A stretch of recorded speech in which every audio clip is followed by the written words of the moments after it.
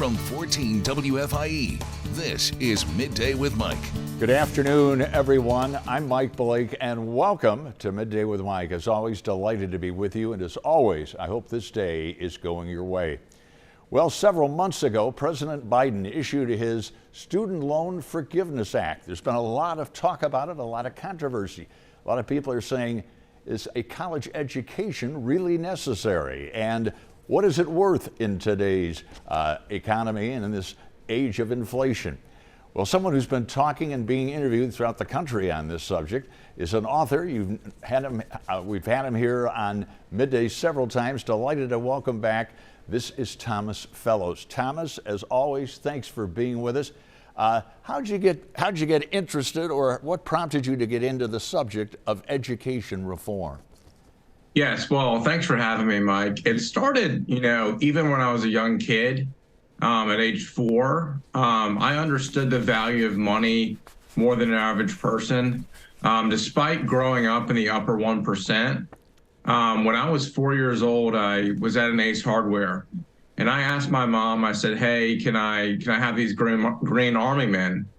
And most Buckhead moms would have spoiled their children and said, hey, you can have it, or not spoiled their children and said, no, you can't have it. But instead, my mom empowered me, and she said, it's the fall, you can rake bags of leaves. So I raked 4 bags of leaves, got the $4, and got the Army men. So that's why I've had a successful career in sales, is I understand the value of money.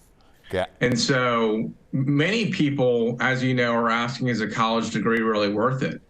And I found an interesting correlation between ACT and SAT scores and worker readiness that's never been studied before through my work at Morehouse College. Notice how I say worker readiness and not college readiness.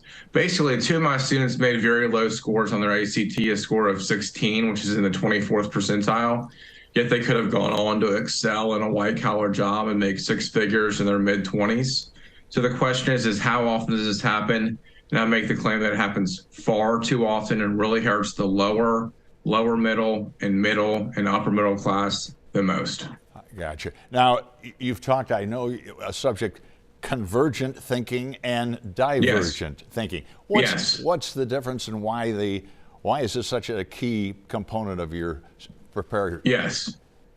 Well, colleges and standardized testing are all about convergent thinking. Convergent thinking is like doing a physics problem or a math problem or a foreign language or a close reading to a classic novel. Obviously, with learning a foreign language, you don't want to be creative. You want to say what's being said.